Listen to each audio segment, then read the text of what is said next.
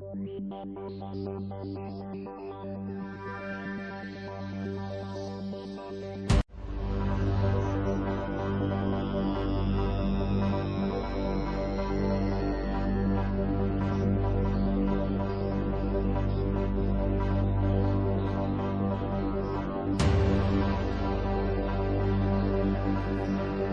back to the channel on the topic on firearms. I haven't done one of these in a long time. There are far more sophisticated channels out there for this. I'm still in the self-protection business, so I do like to talk about this topic because this is self-protection, okay?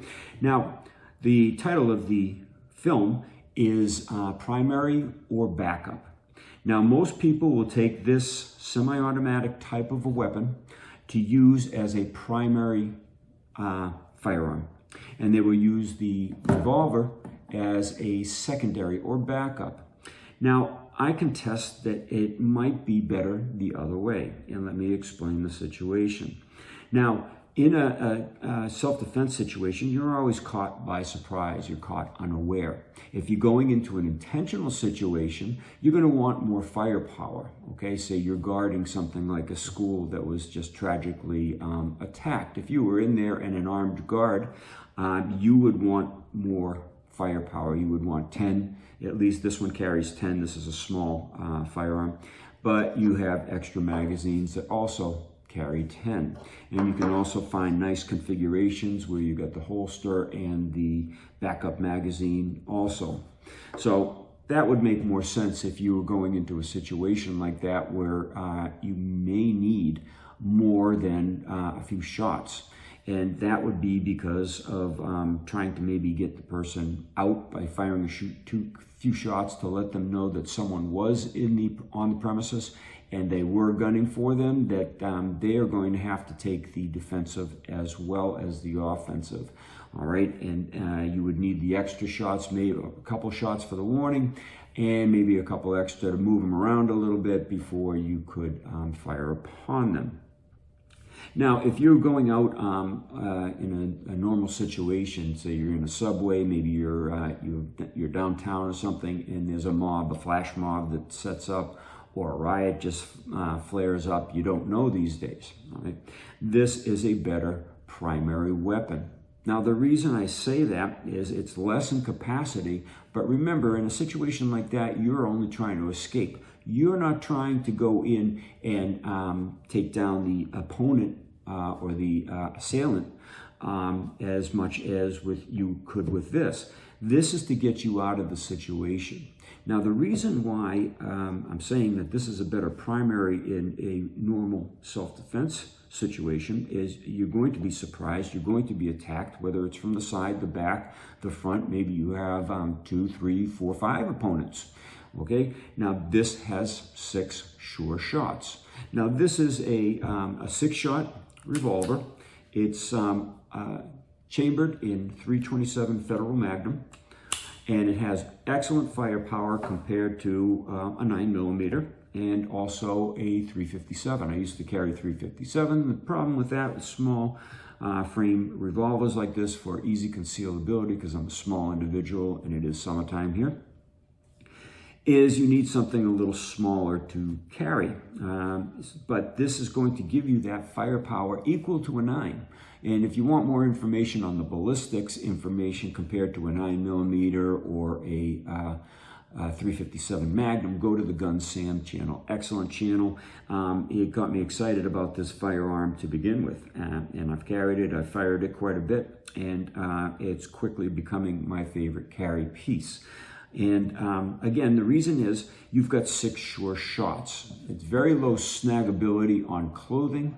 And with the semi-automatics, you not only have the snagging capability on clothing because of the structure of it, the sharper angles and whatnot compared to the more rounded and ergonomic angles of a revolver, is this can go out of battery very easily.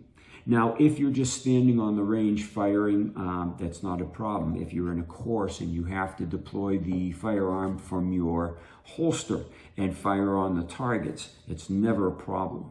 Okay, the problem will come if you're attacked by surprise, okay, and they're putting pressure on your firing arm. They've approached you from your right or left side, depending on what you shoot.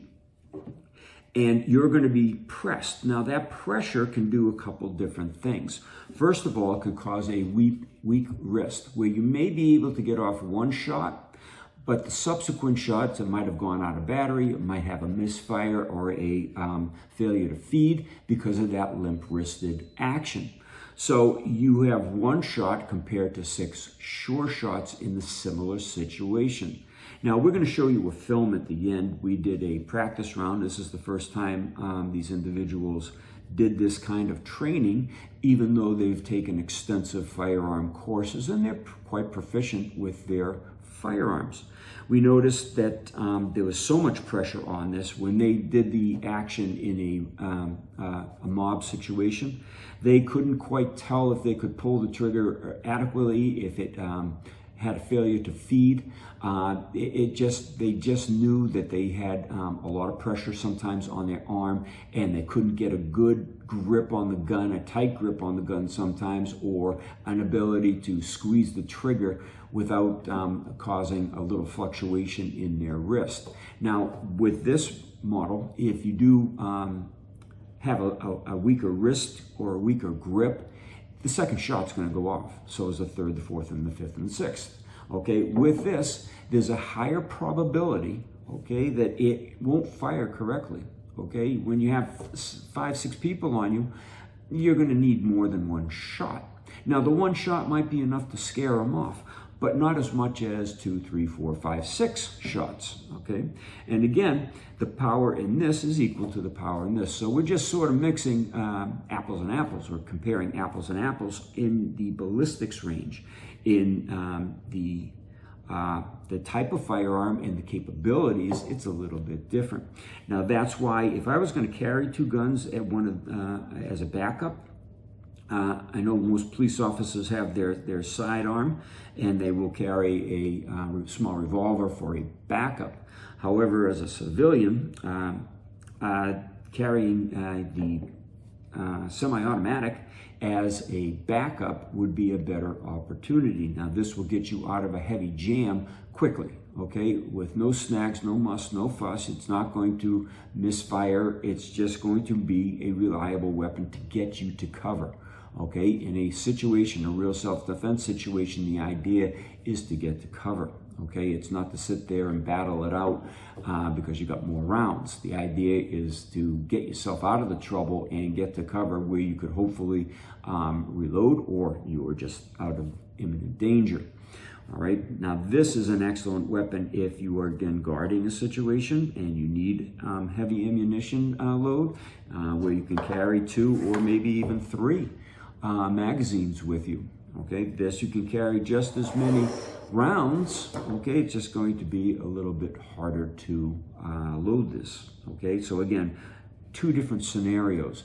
But in a heavy mob situation, you should train this way, okay, and train with the pressure of 5 people coming at you at once to get that idea of, is this going to be capable in that kind of a situation, or is this maybe a better idea for such a situation?